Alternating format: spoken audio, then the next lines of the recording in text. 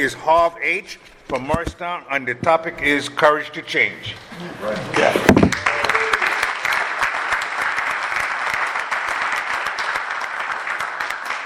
All right. So when I came in, I came in to stop doing drugs, like we all did. And the first thing I changed was my identity. Because for a lot of years, everybody been telling me I had a problem. I kept saying, no, my only problem is you can get out of my face. But I came into my first NA meeting, and I don't have a fancy story. I don't know how I got there. But everybody was sitting around saying, I'm powerless over my addiction, and my life is unmanageable. And they were talking about themselves. They were not talking about me. They weren't trying to fix me, change me, do anything with me. They were talking about who they were. And it gave me permission to take a look at myself. Because nobody was telling me anything. And being able to say, I'm powerless over my addiction, my life is unmanageable, I'm an addict, it changes my identity. When I believe, and I do believe, that I am an addict, that's a huge shift. Because as an addict, and I may want to use, dogs bark, addicts want to use. Let's get that clear. I wanted to use plenty of times. But by believing and owning my identity as an addict, I know that if I use, it's over. It's all downhill from there. If I'm going to give up my identity and belief, because you all taught me to love myself. I didn't grow up in that loving family. I grew up in the violent family where people got beat bloody. There was no love.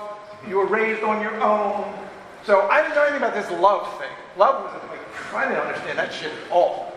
And for me, here I am, a grown man, and I'll say I had a car, a job, I had all that outside shit. I looked fine on the outside. But I had nothing on the inside. And I wanted to die. That's why I came in NA, really. I didn't understand what was going on in life at all. But you all taught me to love myself. Now, love is an action verb. We all say, oh, I love you, oh, yeah. What are we doing to demonstrate that love? And what am I doing to demonstrate that I love myself?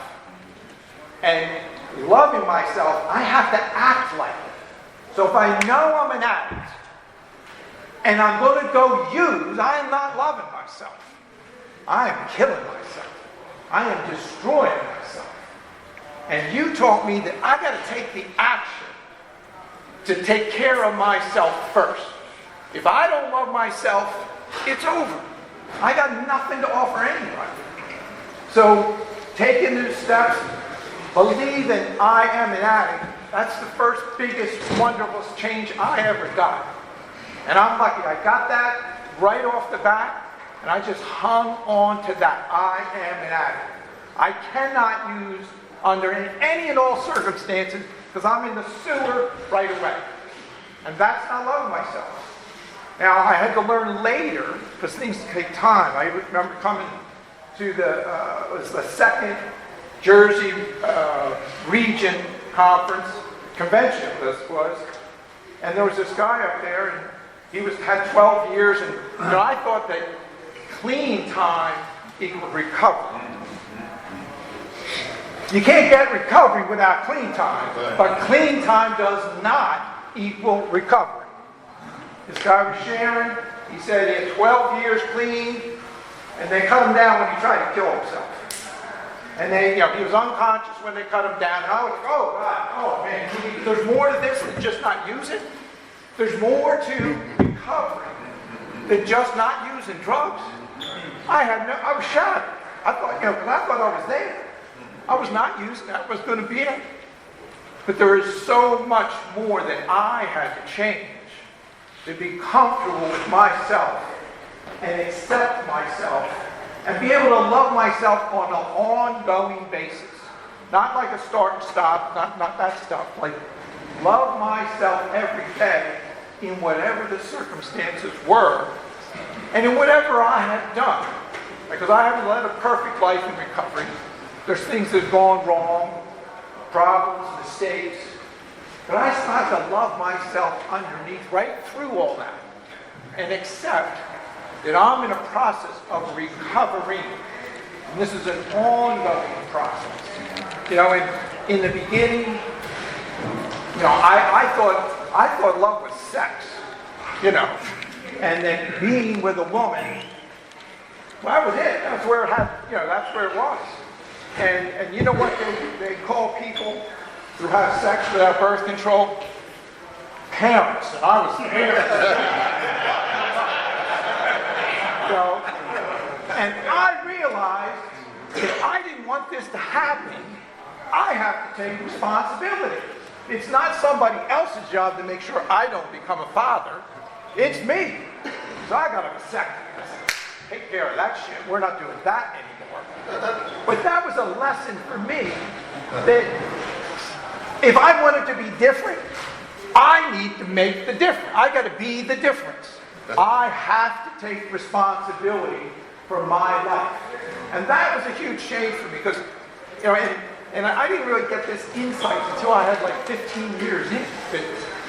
It was my parents' fault. It was an ugly family. I had all these things against me. It was everybody else's fault. And I was a victim.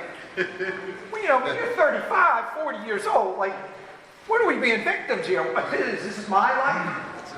I'm going to take charge. This is whatever my father's name for me was dumbhead. Dumbhead, give me this. Dumbhead, give me that. Like, it was ugly in my house. But I didn't need to be dumbhead at 40 years old. I had the option. I didn't have to do anything. I could be clean and crazy, clean and depressed, or I could be clean and take responsibility for changing how I feel about myself and change about how I behave. If I do esteemable things, I may have self-esteem. And that is, NA has given me my self-respect. And that's the best thing I ever got out of NA. And I get more, but that self-esteem, feeling like I am a valuable person, full stop. No more, I don't have to qualify anything. I am a valuable person just as I am. And as long as I want to live like that, I can hold on to my self-esteem and believe in myself and carry myself in a way that I continue to have my self-respect. And nobody can take it away from me. I can throw it away. I can throw my self-esteem away.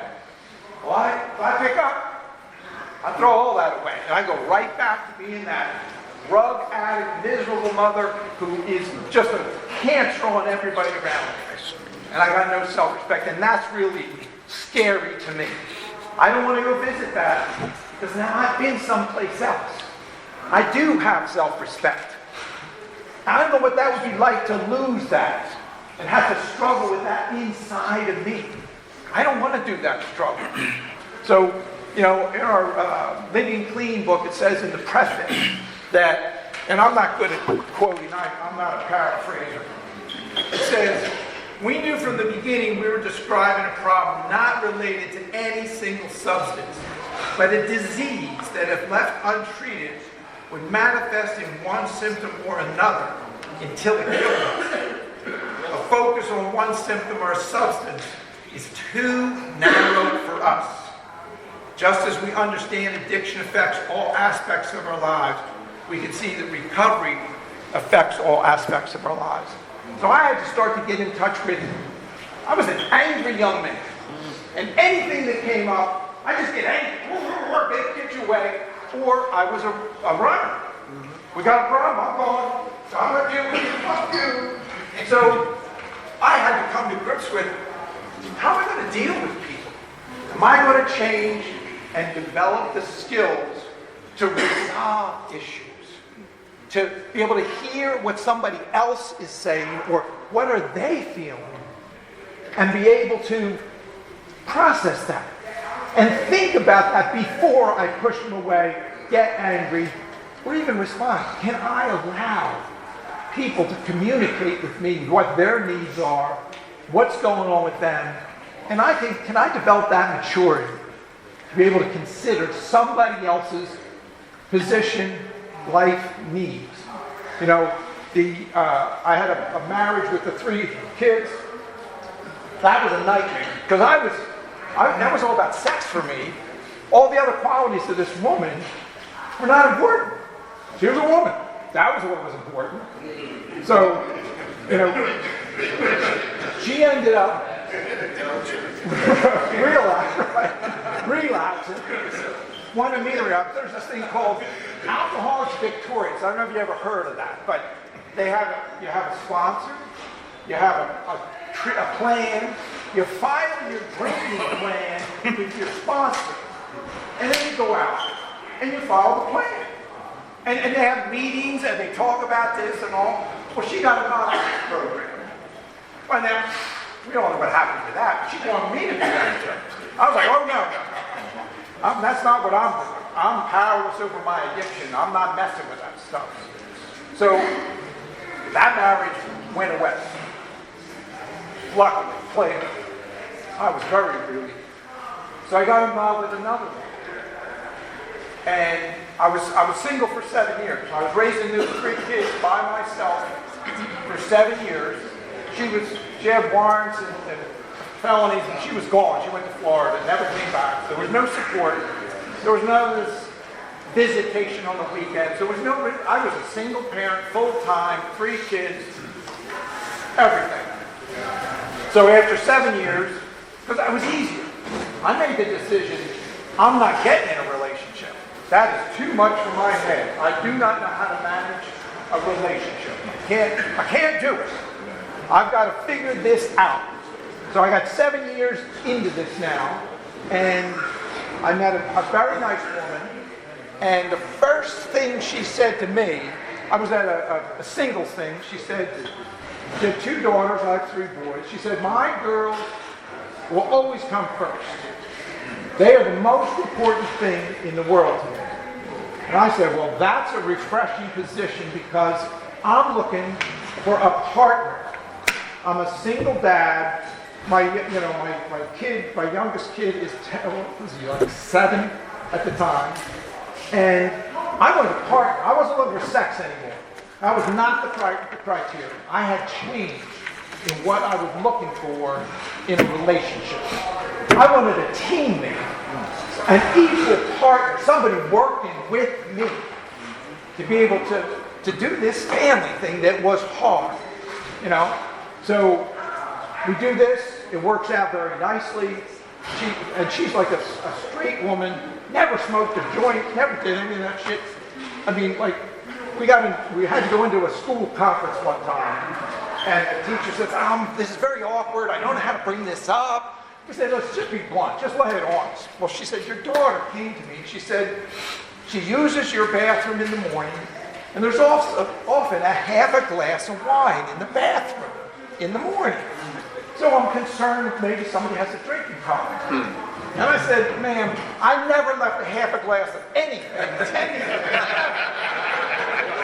That ain't mine. And my wife said, well, you know, I like to have a little bit of wine at night, but I don't drink the whole thing. I don't want to leave it on the night table because I might knock it over. So just before I go to sleep, I take it in and put it in the bathroom. But that was, my wife could drink a half a glass of wine and then throw out the rest in the morning. I just don't know how she could do that. But that's the kind of woman she was. And everybody loved her. She was a nurse. I never saw her have an angry argument with a soul. That never once. She got along with everybody. She taught me a lot about how to gently approach a situation, how to get somebody to see your side without demanding it. I have a lot of growth to do, so this was all great. And then, after 10 years of being in this marriage, wonderful, she got cancer. She got breast cancer. So we go through all the treatment and tests and all that stuff, and a year later, they say, okay, you're cancer-free. Great. So a year after that, on Thanksgiving Day, we get the call from the oncologist, I need to see you in the office in the morning. That's always bad. You don't get the call on a holiday. We want to see you in the morning. So we go in, the oncologist says, the cancer is back. This time my wife says to me, we're not telling the world. I'm not talking about tests. I'm not answering questions about how I feel. I'm not telling anybody how I feel. She had a few close friends that she's worked with for 30 years. And she said, Harv, it's you and me. We're going to do this thing together. And we're not telling the world. And she taught me more about living in the moment today than I ever learned in the program. I'm ashamed to say. Because she said, I want to talk about babies, vacations, holidays, events, parties. I want to live each moment because I know my days are numbered. I am not going to be here forever because when cancer comes back, that's a bad sign. That is not good. So we go through this process and we're now in the 7-year stretch. By year 3, she couldn't have sex anymore. There's too much pressure on her body, her abdomen. And so I started getting all pissy about damn, I didn't get married for this. And I was back in the sex thing. I wanted sex. I'd earned sex. Hey, I'm doing it. Doing the right thing. And she sat down with me, and she said, you don't think I want to have sex with you? You don't think I want to feel you close and feel your warmth, your heat, your weight on me? What? This is just one more thing cancer has robbed me of. And I felt about this big because I realized my wife was carrying the load. She's dying. And I'm pissed off because I'm not getting laid. What's going on here? I'm alive. I'm living. I'm going to be here when she's gone. And I'm not considering her first. I felt really bad about that. And it was a situation where I should kind of jumped ahead there. I used to walk every day. And I had met this woman walking. And before we had this conversation, I was thinking about having an affair. She's not available. I got to get my needs met. Well, but after she said that to me, I grew up. I said, you know what? It's time for me to do my part and support this woman and act like a man who can carry the load. She needs me. And it's going to be devastating if I'm out running around and I need to grow up. Is there a door open someplace? No. You just hear it. Okay. So, as this cancer progressed, and now we don't have sex for from year 3 on. The last year when it was, the oncologist told us, she said, it's time to start telling people because you're going to be dying soon. It is time because people are going to feel betrayed if you never told anybody. But she would come home from work and she would lay down on the couch with her legs on my legs and I would play video games. And she would wake up in a terror and I would put my hand on her leg and she would look at me and for the first time in my life I found out what intimacy really was. And it's not about sex.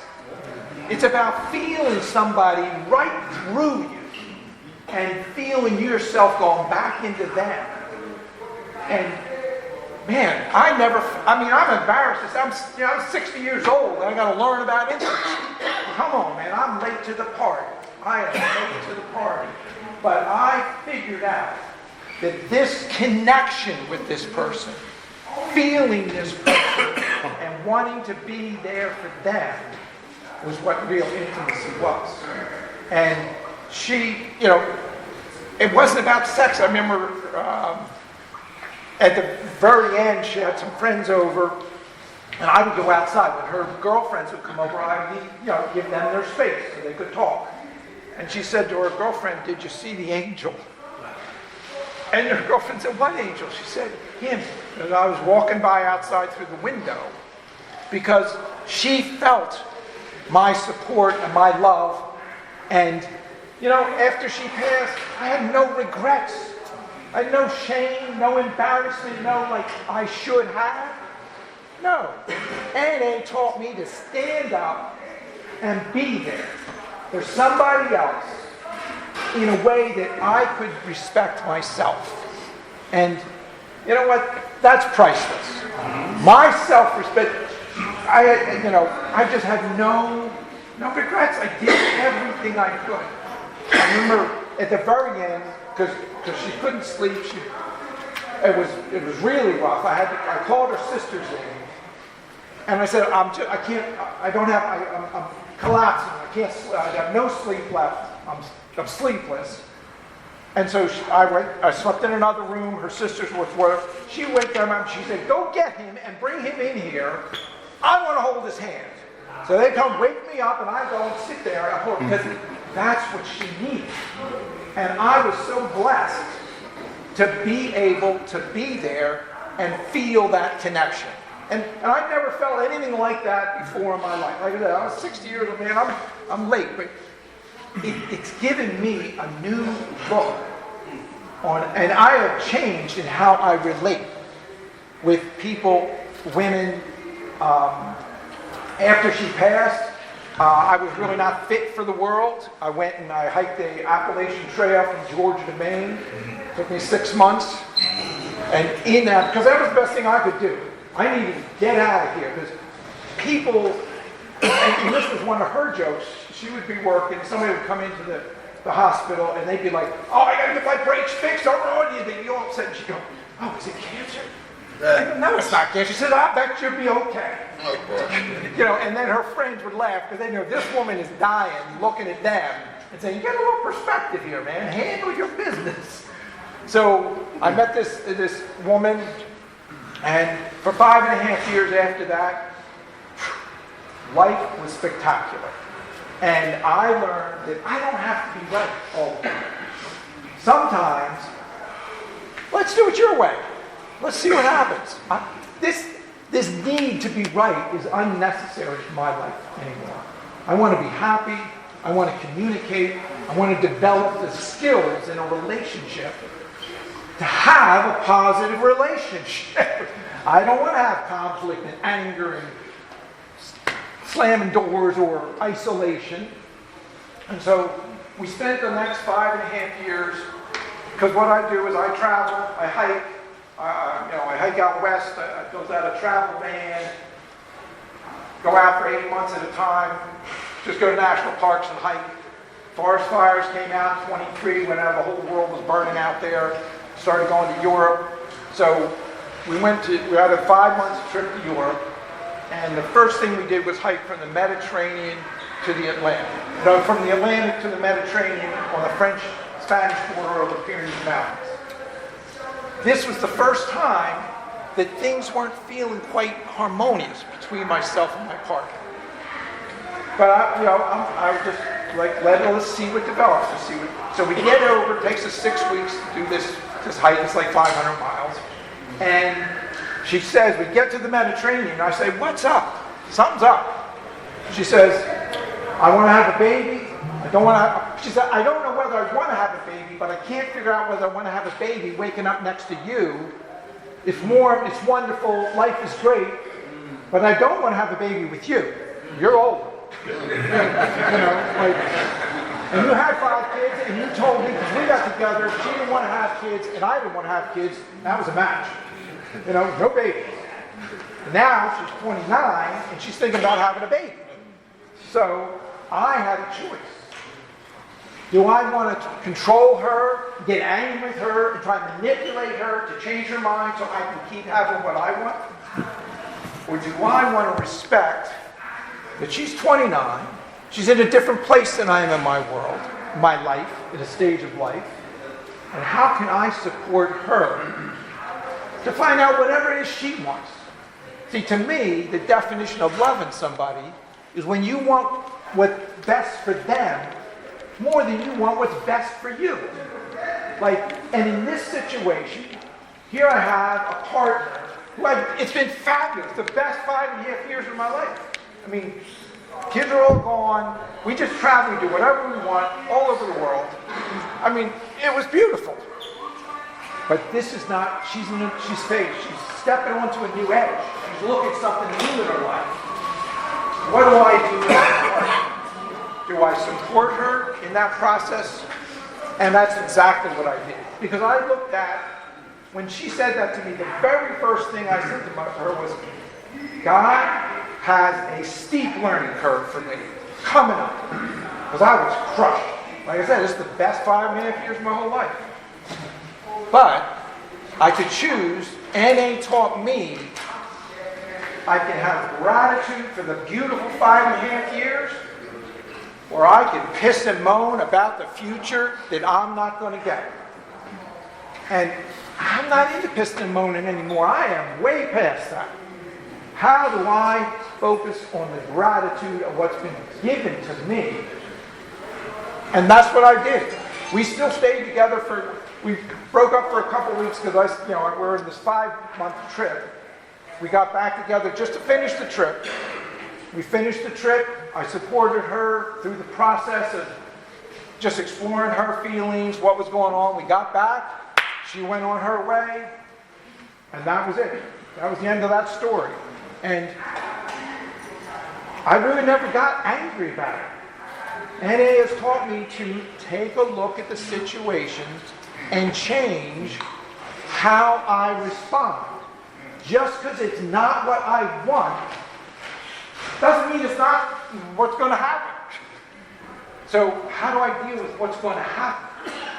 I take responsibility for my part in it, and I also take responsibility of how can I contribute to the betterment of the person I'm in this situation with. And that has really opened up a lot of relief. I don't go around being angry. I don't go looking to the future of what I don't get, or what I don't have. I've also changed because in looking for a new relationship, I've now been, solo for 2.5 years.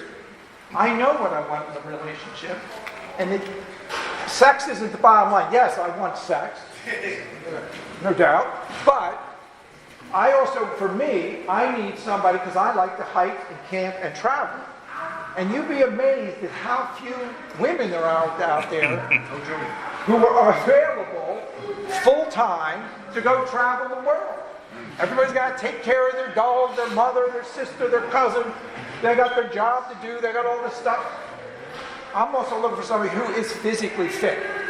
See, that's another thing that I changed, is when I got back from that 2 years breaking up with that 5-year relationship, I had an A1C jump, jumped up to 6.4, which is, quote, pre-diabetic.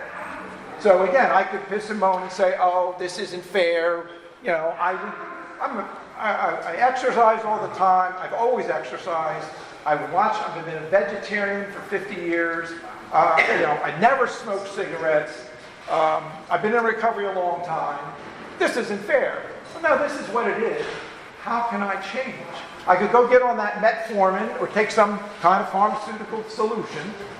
Or, in the last 2 years, what I've done is take responsibility, manage my food. I do psyllium husk fiber pills to start my food. Then I take protein. And I've really changed how I consume food because it's my responsibility. It's up to me. I can say it's somebody else's fault. Somebody else needs to handle this. Or I can take responsibility.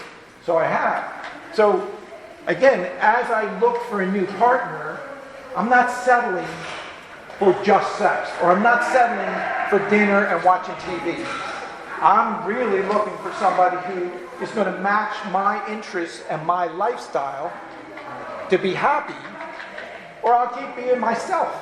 I just keep doing this by myself because that's easier and better for me than just having a partner. I'm not looking just for a partner. I'm looking for a complementary piece in my life that raises me up, Because that's another one of my definitions about a good relationship makes me a better man, makes me more conscientious, more thoughtful, have better values, more considerate, and more supportive to both my partner and the world at large. We become productive members of society. And that is, a key for me to be able to keep growing. And, we say in a program, hang with the winners, hang with people who are going to raise you up. I want to do that across the board with all the people in my life. I'm not satisfied with just getting by. NA has taught me to take care of myself, to love myself in a meaningful way. So, this change process, my definition of addiction is the repeated use, and there's a personal definition, it is not in any literature, but is the repeated use of a substance, a relationship, an emotion, or a behavior that results in negative consequences. So if I keep banging my head on the wall on something, whether it's my health, my relationship, my feelings, I have to take a look at that. Because if it keeps giving me negative consequences, and I keep doing it, that doesn't sound like healthy behavior. That doesn't sound like loving yourself. Doesn't sound like loving me. What can I do to change that pattern? What do I need to do to restructure the situation? And when things go wrong in my life, I always back up. Like when I'm hitting a disappointment or a wall of frustration, I say my higher power must be giving me a message. Must be sending me a message that I should be learning something in this situation. So how do I step back? Take another look at this. Take a deep breath before I react and create something. How do I, how can I learn from this situation? And I like the example with the 5.5 years relationship. I didn't end up with all that anger and hostility. I was disappointed, that's for real. But I didn't let it eat at me either. It's just, that is what happened. That's life as it presented itself. And I was so blessed to have that 5.5 years. And I would do the same thing again. If somebody said, I'm going to get in a relationship, I got 5.5 years to give you, and then I'm going to cut it off. I'm signing up for the 5.5 years. Because you know what? It's never worked out. I'm solo today, man. It's never been. I haven't been that guy that got forever and ever with anybody. And the same thing with my plans. My plans, I made a lot of different plans in life, and then they morphed into something else, and it didn't turn out that way. So today, I'm more interested in being happy today. I don't know what it's going to be forever. I'm going to take my happiness today, celebrate my happiness, and be grateful. I mean, that gratitude is such a tool. I can take any situation and put it into gratitude. I spent 5 trips in India as a young man when I was first getting in recovery, and I learned that people in America, and I was poor growing up, poor people in America are rich in the world. Like you go to lots of countries, and man, just eating is a big deal. In India, a woman is chubby and very attractive because she must have some money someplace back in there because there are not a lot of chubby women around. And so it's all about perspective. And that has given me, this gratitude has given me the ability to, when the shit hits the fan, step back and look at what are the good things I have. And my life is just loaded with good things. I've had plenty of challenges. My son had a brain insult at 3 years old. They said if he could ever feed himself again, we would consider that a huge accomplishment. just to be able to get himself to feed himself. We went through a lot of challenges, medical things, all kinds of things, and he graduated from college. So, you know, it was like, and that was all higher power stuff. That was really nothing we did. We just kept trying to do the next right thing one day at a time. And that works for me. When I break things down into smaller units and just do the next right thing that I can see to do, good things come out. Maybe not exactly as I saw them, but good things come out of that. So, as long as I remember that I am powerless over my addiction, and I say today, my life will be unmanageable. Because like I said, I got a manageable life. I travel, I go wherever I want, I don't have a boss, I still have some income stream, so the money still comes in. It's so manageable that there is just nothing for me to get that unhappy about. So rather, like even driving, people come in, okay, just calm down. Like I figure I'd go out of my way to just accept what's going on around me and just say, okay, I'm happy. I'm going to be okay.